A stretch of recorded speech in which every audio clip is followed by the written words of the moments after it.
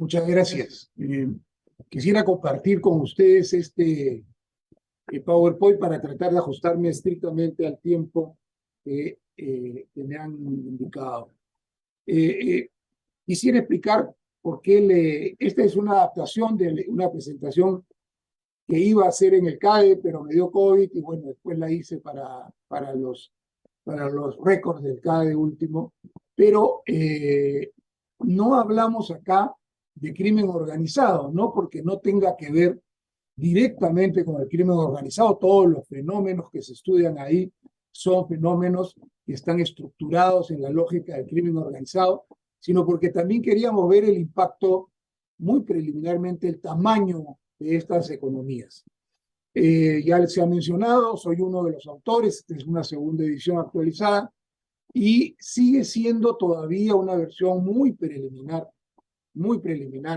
en la medida en que no tenemos como un trabajo sistematizado en el Perú sobre estas experiencias, y creo que tampoco lo suficiente en otros países, y entonces hay que empezar a poner materia para el debate más que otra cosa. Empiezo con algo que me parece muy importante, que la moderadora explicó al inicio, pero que quisiera darle la magnitud que creo que tiene en el Perú y la importancia y el impacto que tiene en el tema que estamos abordando. En el Perú, la formalidad solo involucra, grosso modo, al 26% del empleo, solo el 26%, y a la vez significa el 80.8% del PBI. En cambio, la informalidad tiene el 19% y lo produce el 74% del empleo. Eso da una idea de que no es solo un problema legal, sino una división profunda entre dos países que se mueven por dinámicas muy diferentes, tienen expresiones incluso culturales muy diferentes y tienen relaciones con el Estado, la democracia también muy diferentes.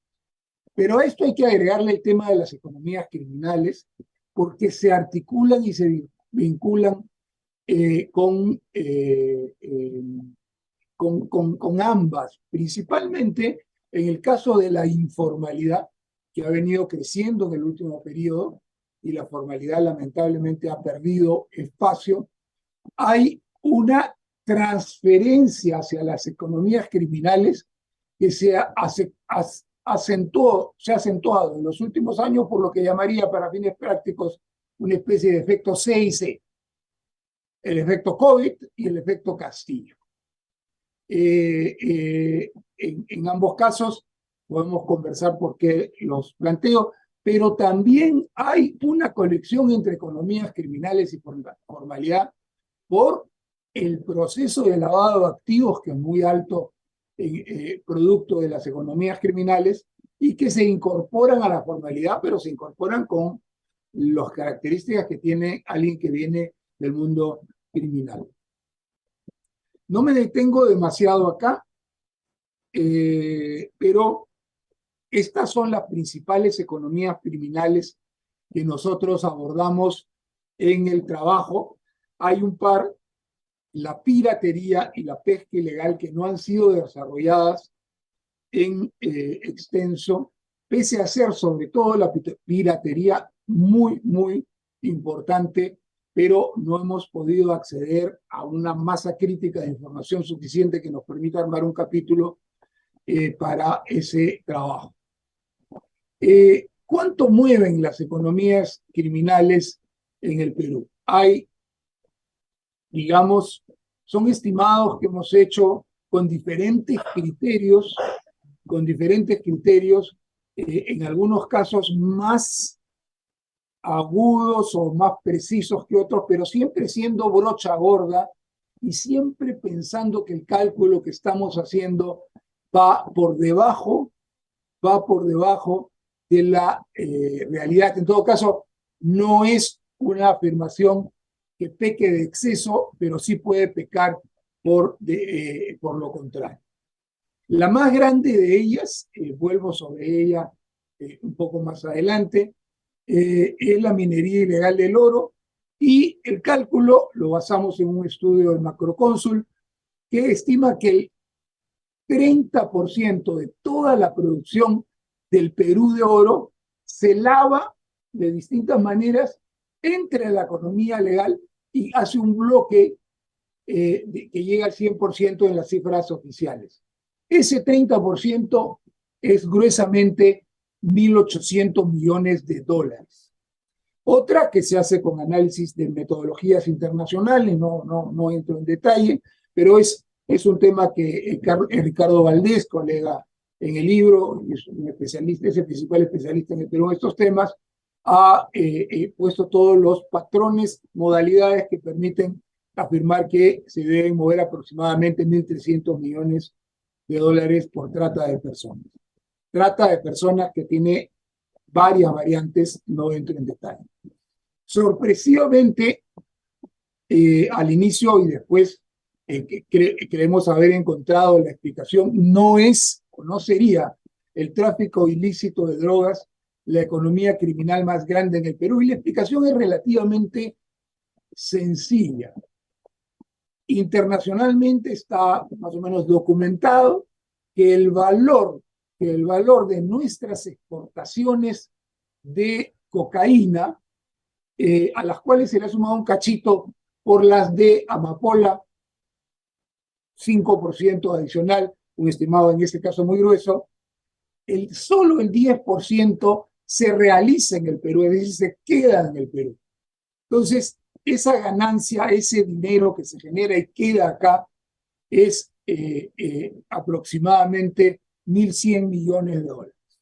Las otras cifras, tala ilegal, hay una metodología ahí, contrabando, cifras oficiales, extorsión, cálculos difíciles, muy a brocha gorda por parte nuestra, pesca ilegal, información de fuente oficial, piratería, solo tenemos información de software, habiendo tantas modalidades de piratería en el Perú, aproximadamente 200 millones, y las otras dos mencionadas ahí. En el tráfico de terrenos también consideramos que hemos ido más hacia abajo que hacia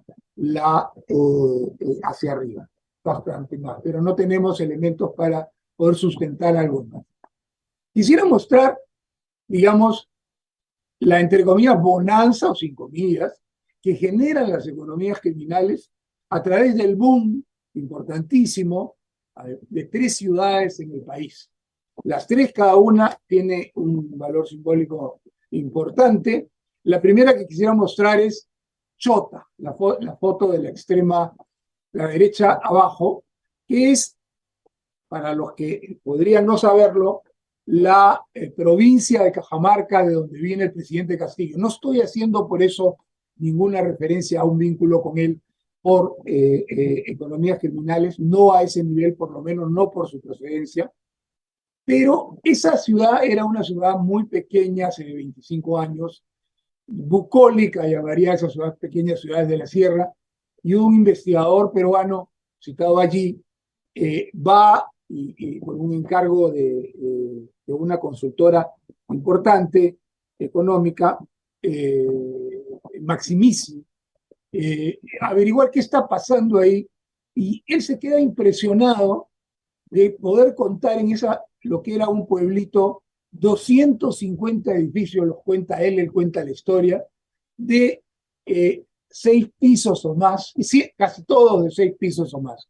Esa foto a mí me ha parecido impactante, no tanto la de Andahuaylas, y la explicación, que no tengo tiempo para entrar en detalle, es además del látex de opio que crece en esa zona, que se produce en esa zona, está el boom en el río Marañón que divide Amazonas de Cajamarca, de la minería ilegal y de la coca ilegal. Andahuayla es una ciudad ya en el sur andino peruano, además muy activa en las protestas, tiene también un boom económico muy importante vinculado a esas dos actividades criminales.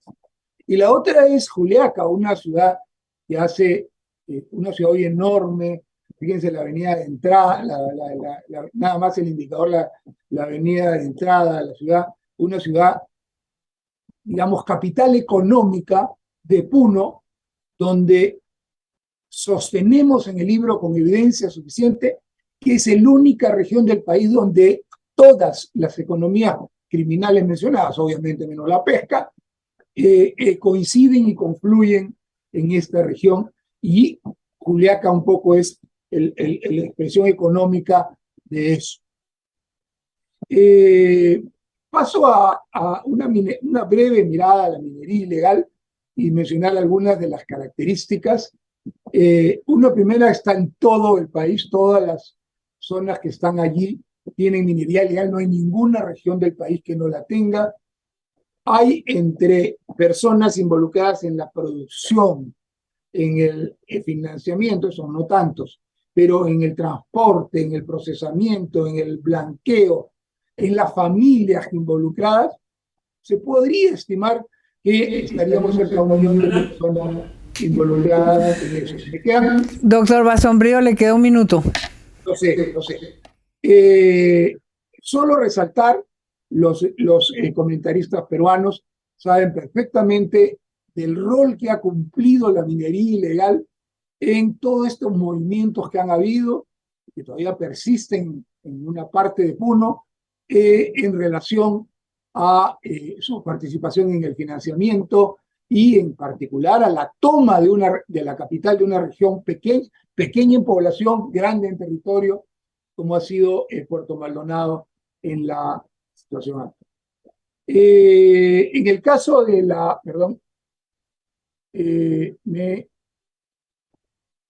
por un error no he puesto el mapa de la... no, está desordenado, lo reordeno rápidamente.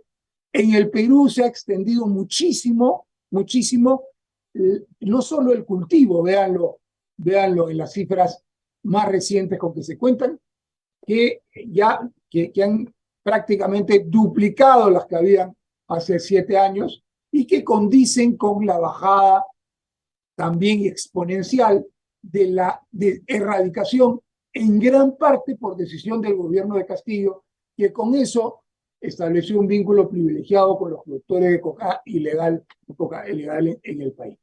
Esta es la última lámina, y voy terminando con eso.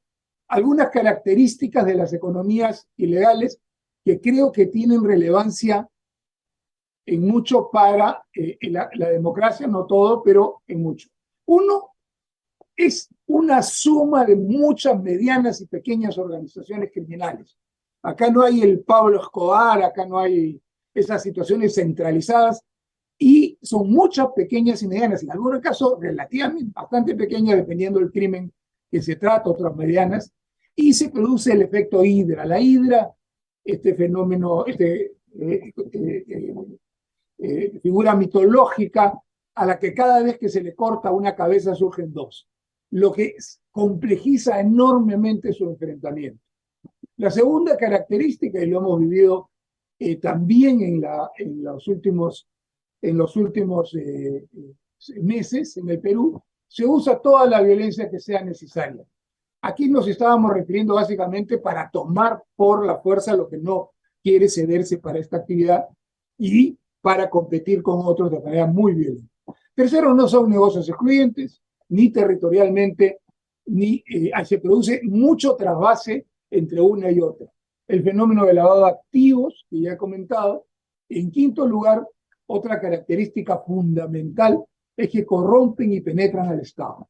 La última, que también tiene mucho que ver con nuestros problemas con la democracia, es la financiación ilegal de campañas electorales que viene de ellas, y que es muy importante en un país donde, al haberse descubierto la corrupción de Odebrecht de la manera en que se produjo, ha alejado, digamos, a la empresa formal, digamos, y por todo lo que ha ocurrido, de la intención de financiar campañas. Entonces queda un vacío muy grande que lamentablemente sí puede ser cubierto por aquellos que manejan esas economías. Y ahí termino, me he extendido 3 minutos más, me le pido disculpas.